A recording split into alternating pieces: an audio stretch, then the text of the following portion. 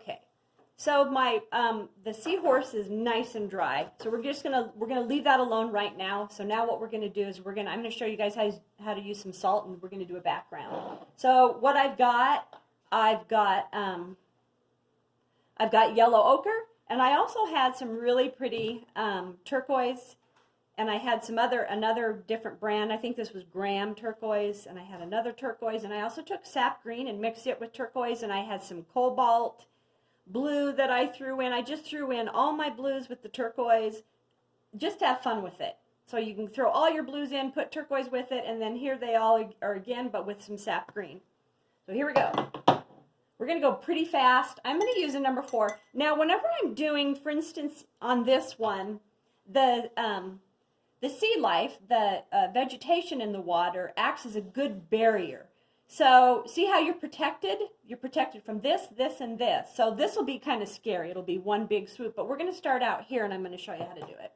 I've got my number 4, so I have some control. So what I'm going to do, and I'm going to work pretty fast, and I've got my salt ready.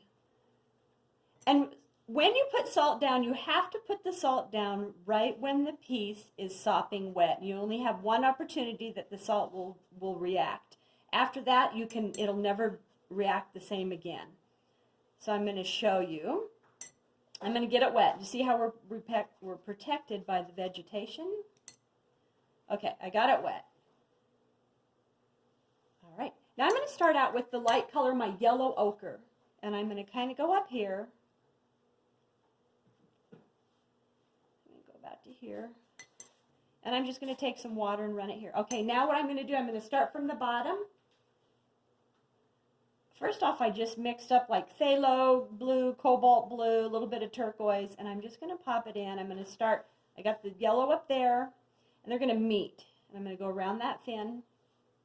Now I put a little bit of sap green in here. I'm going to throw the sap green with the blue. I had another pile.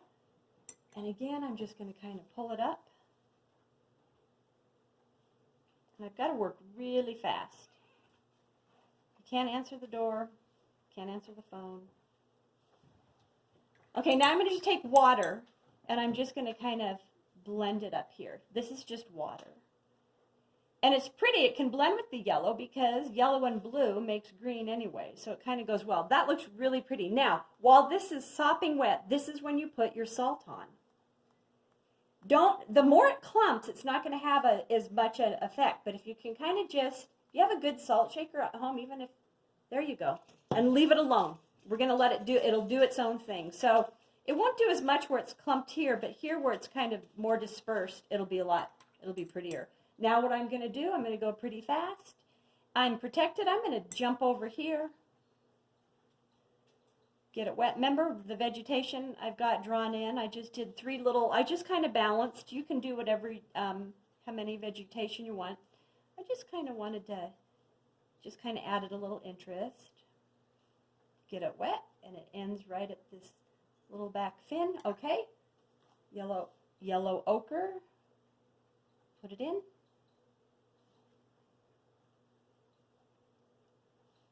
And I'm going to go back to there. Now I'm going to take a little bit of that turquoise. And I remember, like when I talked about doing shrubbery or bushes or whatever, remember things are darker at the base. The same with the water. I'm just going to go like that. This is just water, and I just kind of went like this with my napkin, and I'm just going to kind of let it mix with the yellow up here, okay? That looks good. Salt, and you got to do it right when it's wet. If this dries a little bit, you won't get the same effect. And also, salt likes different colors. It doesn't do well with red. Salt loves cerulean blue and burnt umber. It's really it just goes crazy.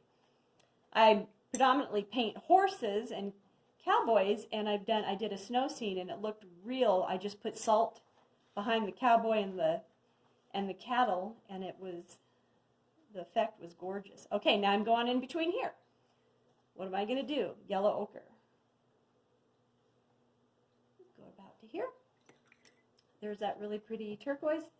I'm not using the turquoise with the green one. The green, I put the green in at the base. And again,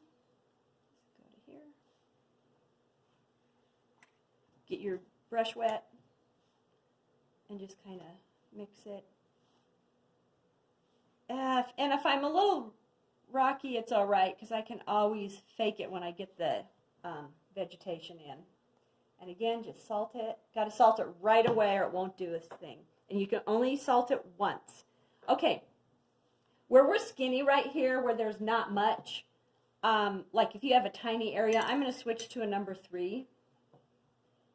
And this one is so little, I wouldn't even worry about salt. I wouldn't even worry about getting it wet. I would just do, it just kind of depends on how you put your vegetation in. Okay.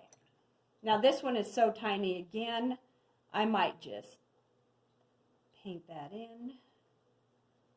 When you're so skinny like this, and then here I've got a little bit of sap green, maybe I'll put with it on top of it. I might try a little bit of salt. It's so skinny, I don't know what it's going to do. This one I've got sap green with that turquoise we mixed up, and again, I'm not even going to get this area wet. I'm just going to do it like this. When you have a tiny area, you don't have to get it wet.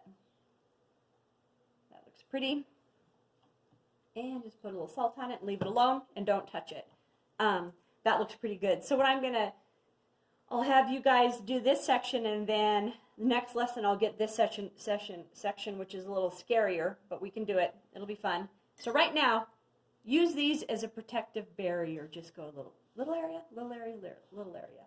And look what the salt is already doing. It's pretty cool. It's already kind of doing this. Look at that. It kind of it's great for snow. It's great for bushes, backgrounds. A lot of times if you have a huge background and it's just a mess, salt is awesome because it covers up a lot of stuff. So right now, what I'm going to do, I'm going to go take this and I'm going to dry it with the hair dryer because we're starting to bow, which is typical because it's really wet. So get those areas done, and then we're going to hit this big area, and then next we'll hit the vegetation, and we'll get our little seahorse done.